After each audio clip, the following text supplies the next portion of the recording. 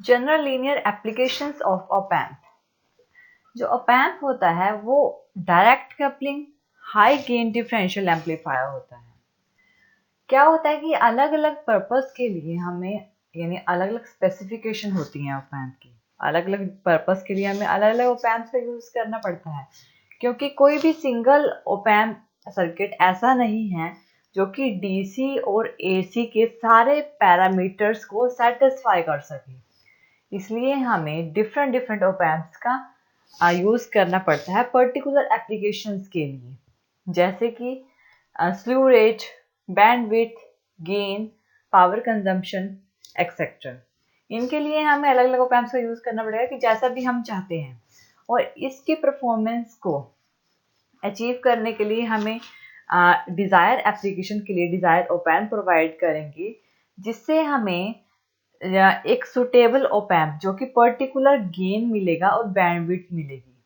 और ये इसका जो इसको हम चूज करते हैं इसकी परफॉर्मेंस और कॉस्ट के अकॉर्डिंग, और इसके जो पर्टिकुलर पैरामीटर्स होते हैं, ज़्यादातर जनरल पर्पस ऑप एम्प जो कि 741 होता है उसका यूज होता है, लेकिन इसके अलावा भी बहुत सारे ऑप एम्प होते हैं अगर हम अलग क्वालिटी चाहते हैं, अलग बैंडविड्थ चाहते हैं या कुछ और चाहते हैं।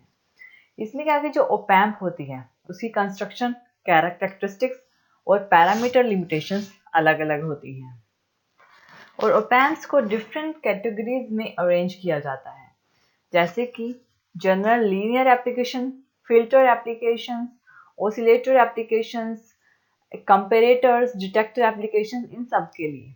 और जो स्पेसिफिक इंटीग्रेटेड सर्किट एप्लीकेशंस के लिए, सिलेक्टिव सिस्टम एप्लीकेशंस के लिए, इन ये सारे ऑप एम्प की कैटेगरीज होती हैं।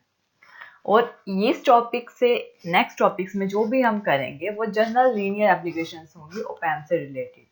जो सारे जो जनरल पर्पस ऑप एम्प होते हैं, जो कि 741 हमारा जनरल पर्पस ऑप एम्प होता है, लेकिन अगर हम सर्किट के परफॉर्मेंस को इम्प्रूव करना चाहते हैं तो उसकी जगह 741 की जगह पे हम LF351 ऑप एम्प का भी यूज कर सकते हैं। लो कॉस्ट और high speed JFET op amp होता है ये।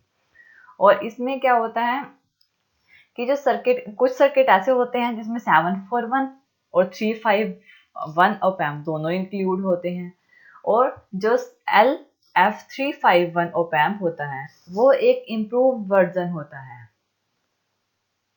जो कि लार्ज गेन बैंडविड्थ प्रोड्यूस करता है और फास्ट फ्लू रेट होता है। इसका हाई इनपुट इम्पीडेंस होता है 741 के कंपैरिजन में, और इसमें लो सप्लाई का करंट प्रोवाइड होता है, और कम जो नॉइस प्रोड्यूस होती है वो भी कम होती है, और ऑफसेट वोल्टेज ड्रिफ्ट होता है। और इसकी जो बायसिंग होती है, इनपुट बायसिंग, और जो इनपुट ऑफसेट करंट होगा वो भी कम होता है। इसलिए LF351 का यूज किया जाता है। जैसे कि मैंने कहा कि हम डिफरेंट डिफरेंट ऑप एम्प्स होते हैं। हम एक टाइप का ऑप एम्प देखते हैं। देखिए, ये इन्वर्टिंग एम्पलीफायर है, जिसको इन्वर्टिंग एम्पलीफायर बोलते हैं। इन्वर्टिंग टर्मिनल पे इनपुट सप्लाई प्रोवाइड की गई है, इसलिए इसे इन्वर्टिंग एम्पलीफायर बोलते हैं। ये 741 ऑप एम्प है, जो आउटपुट होगी -RF/R1 V इन होगी इसकी।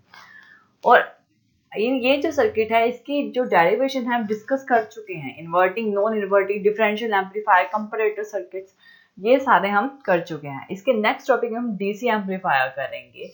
ये हमारी जनरल लीनियर एप्लीकेशंस की इंट्रोडक्शन थी ऑप एम्प्स की। Thank you for watching this video. आप और वीडियोस के लिए हमारे चैनल लर्न एंड ग्रो पे सब्सक्राइब कर सकते हैं। Thank you.